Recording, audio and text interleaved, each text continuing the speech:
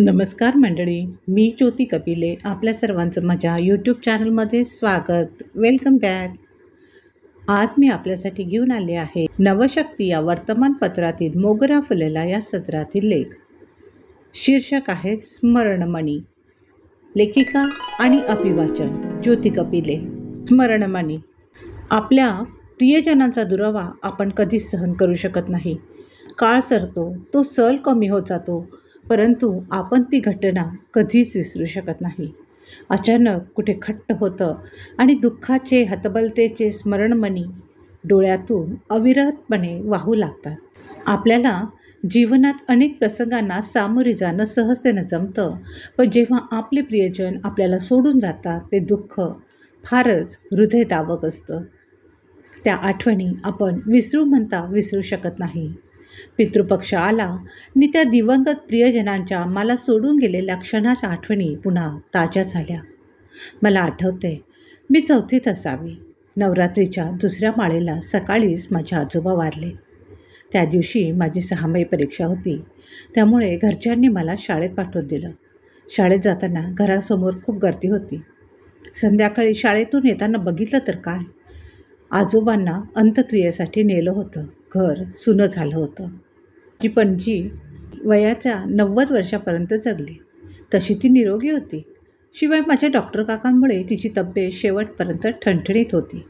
एके दिवशी तिची शेवटची घटका जवळ आली तेव्हा तिला घरडा लागला. घरघर सुरू झाली.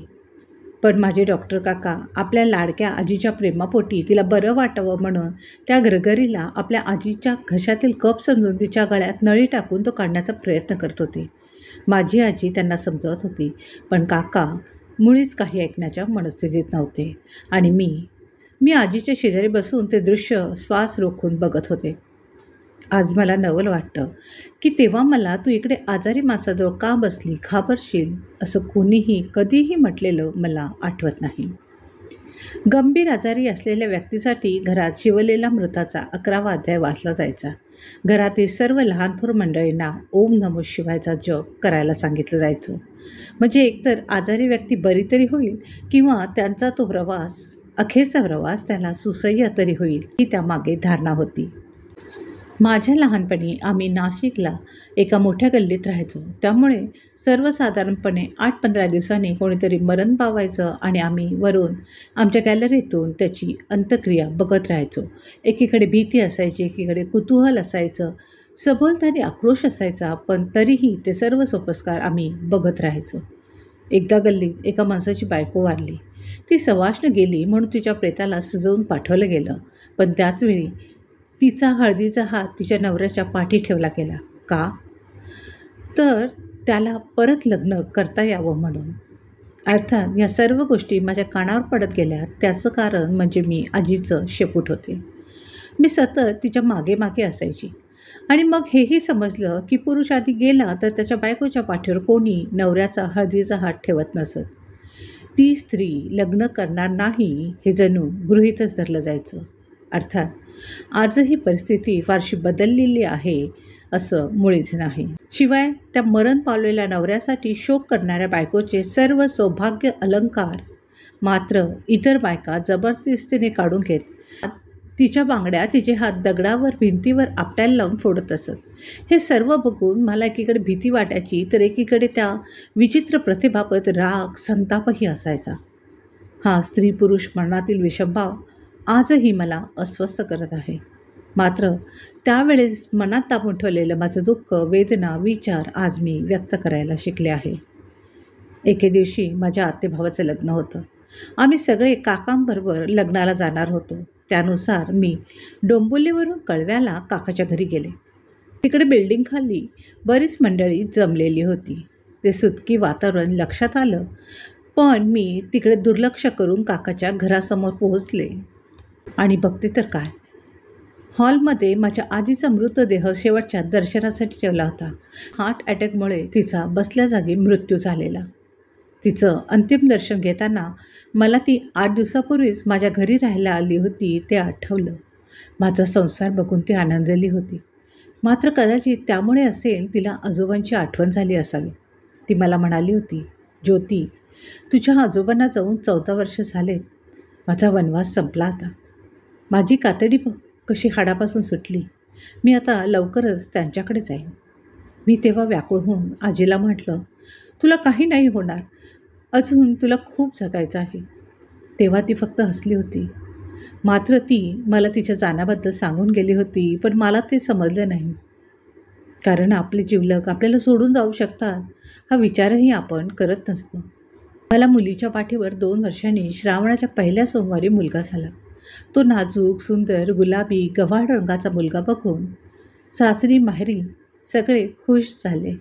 मात्र लवकरच लक्षात आलं की त्याला दूध पिताना त्रास होत आहे. दूध ओढता येईना आणि श्वास घेता येईना.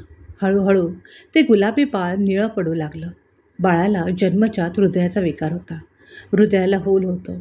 तातडीनं त्याला दुसऱ्या दवाखान्यात नेऊन इन्क्युबेटरमध्ये ठेवलं, पण त्याची तब्येत सुधारलीच नाही. आणि त्यातच तो 3 दिवसांनी नागपंचमीच्या सणाच्या दिवशी आम्हाला सोडून गेला. तेव्हा मुलगा जाण्याच्या आधीच हॉस्पिटलच्या खिडकीतून मी आकाशाकडे बघत देवाला विनवत होते, माझ्या बाळाला बरं वाटू दे. आणि आभाळात ढगांमध्ये रथाचा आकार मला दिसला आणि काही वेळातच माझं बाळ हे जग सोडून गेल्याचं समजलं. त्या रथात माझा मुलगा होता तर. त्यानंतर कितीतरी दिवस आभाळाकडे बघायची माझी हिंमत होत नव्हती. माझ्या प्रकाशनाद्वारे माझ्या एका मैत्रिणीचं पुस्तक येत होतं आणि त्या पुस्तकाचं प्रकाशन सोहळ्याचं नियोजन करण्यासाठी आम्ही 4घी मैत्रिणी एकदा दहिसरला जमलो होतो. आणि अर्ध्या मीटिंगमध्ये वडिलांचा फोन आला की माझी आई हार्ट अटॅकने गेली. हा खूपच मोठा शॉक होता. एका क्षणात मला स्वामी तिन्ही जगांचा आई विना भिकारी या म्हणीची प्रचिती आली. आई गेली आणि नेमका 5 दिवसांनी तो प्रकाशन सोहळा होता. सर्व फायनल झालेलं, वर्तमानपत्रात बातम्या आलेल्या. तेव्हा मी विचार केला की आता आपली आई तर गेली, पण मैत्रिणीला आई मानून तिच्या सुखात सहभागी व्हावं.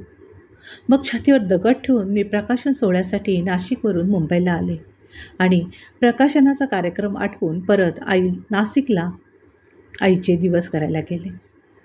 शो मस्ट गो ऑन हे वाक्य बोलायला सोपं असलं तरी आचरणात आणायला किती कठीण असतं हे फक्त अनुभवल्यानंतरच जाणवतं. माझे वडील आजारी होते. त्यातच त्यांना हार्ट अटॅक आला आणि त्यांची तब्येत सिरियस झाली. त्यांना त्यांचं मरण कळलं होतं की काय. ते सतत म्हणायचे की मला हॉस्पिटलमध्ये नाही राहायचं, मला घरी घेऊन चला, मला घरी जायचं आहे. पण आपल्या आजारी माणसाच्या वेदना आपल्याला बघवत नाही. वाटतं ते बरे होतील, मग घेऊन जाऊ आपण घरी. शेवटी ते हॉस्पिटलमध्येच गेले. विज्ञान कितीही प्रगत झालं असलं तरी केवळ प्रयत्न करणंच आपल्या हातात असतं. बाकी ईश्वरेच्छा बली येसी. जन्माला आलेला प्रत्येक जण मरणार हे निश्चित असतं. अशा वेळी गदिमांच्या ओळी आठवतात. पराधीन आहे जगती पुत्र मानवाचा, पराधीन आहे जगती पुत्र मानवाचा. लेखाचं शीर्षक होतं स्मरणमणी. लेखिका अभिवाचन ज्योती कपिले. भेटूया पुढच्या व्हिडिओत. तोपर्यंत आपली काळजी घ्या, आपल्या प्रियजनांची काळजी घ्या, व्यक्त व्हा, लिहिते राहा. थँक्यू.